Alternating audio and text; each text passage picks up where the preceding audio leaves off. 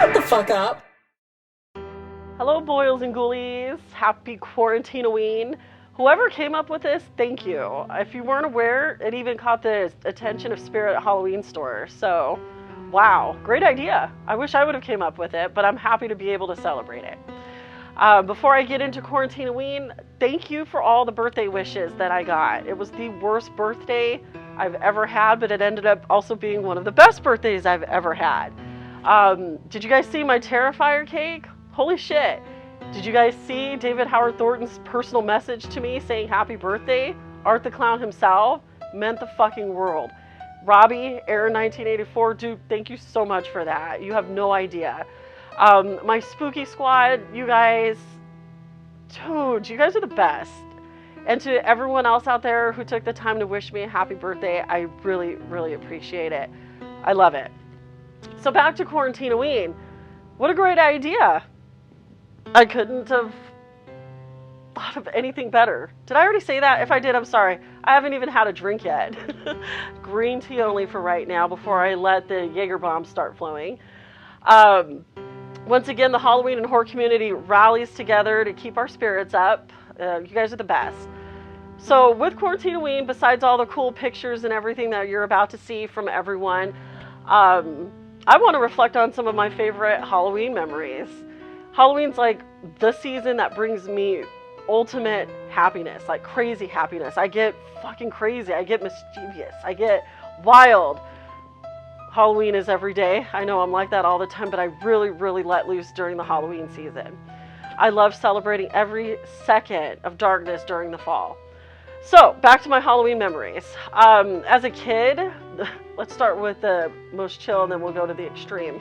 As a kid, Halloween night was actually the night I was able to watch the most horror movies, you know, aside from going to the video stores to rent horror movies, and sometimes my mom was like, fuck no, you're not watching that. So it was the night that I was able to watch all these horror movies, sitting there with all my candy that I pretended to check. I used to love going trick-or-treating in ghetto-ass Pomona. Actually, there were some really nice places like Lincoln Park that would decorate. These elaborate decorations were insane. I don't remember there being any Halloween stores back then, so it was all imaginations, and these people went all out. I'll blog about it later, but as far as details goes, but I remember my mind being blown by the creativity. They used to even let you walk into the parlors of these old craftsman houses to get your candy, but they made it spooky. It was like walking into a haunted house. It was rad. A few years ago, I think this was the year that I decided I was going to start drinking my liquor out of hollowed out pumpkins. But I was sitting in the front with my friend, and our neighborhood sucks as far as trick-or-treaters go. So I figured, hey, we have a joint that's probably about 400 years old. Let me spark that up and light it. This is before weed became legal in California, where you could just smoke it anywhere. So I lit up this really bad joint, and that's when a whole bunch of kids decided, oh, we're going to come. And these weren't just any neighborhood kids. These were kids that I worked with at the school when I was a PTA president. We're not going to talk about the PTA president thing, but PTA presidents smoke weed while handing out candy on Halloween. Trust me, we're not going to be sharing with you. So don't think that your candy is going to be contaminated. Anyways, it was just a memory. One of the worst ones was Halloween 2013. It was one of the worst Halloweens, but it was also the one that we end up talking about the most. I don't want to go into details about it because it makes certain people uncomfortable. So if you want to know about Halloween 2013 and you don't already know, ask me about it later. Your code words to talk about, to let me know you want to talk about Halloween 2013 are Captain Spaulding, booze, ambulances, and giant needles. Favorite Halloween movies of mine, speaking of Halloween movies that I love watching on Halloween night, old-time favorite is Trick or Treat.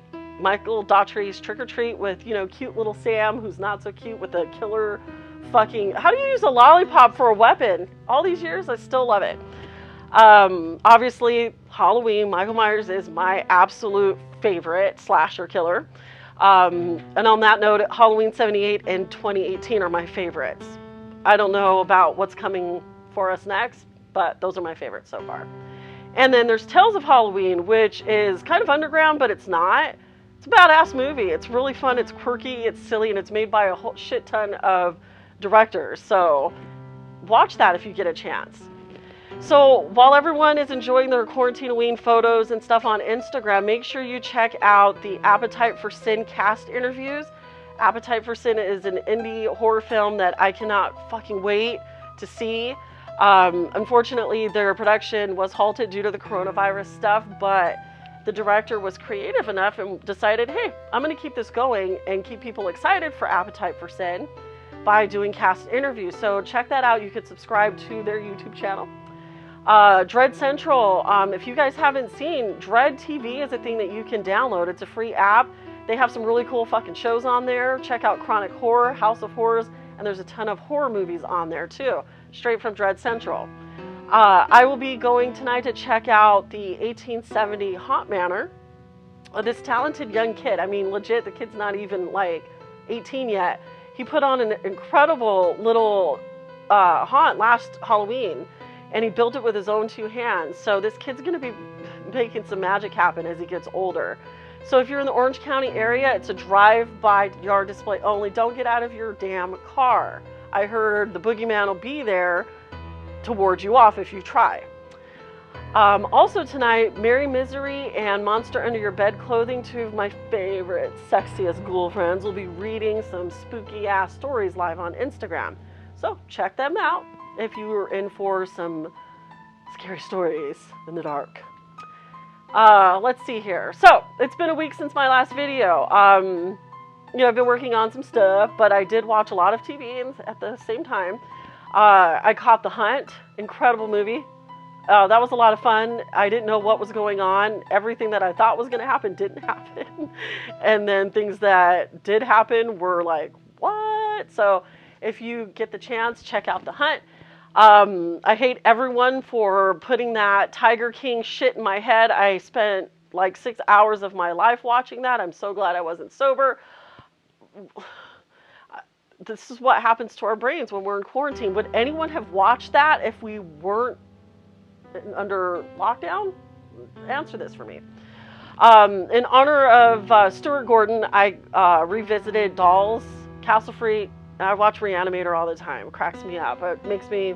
They just don't make movies like that anymore. So that was a huge loss. And for upcoming little Talk to Myself episodes, just putting out some announcements out there. I'm thinking about doing some flash fiction inspired by Sammy Ruiz. Thank you for that, homie.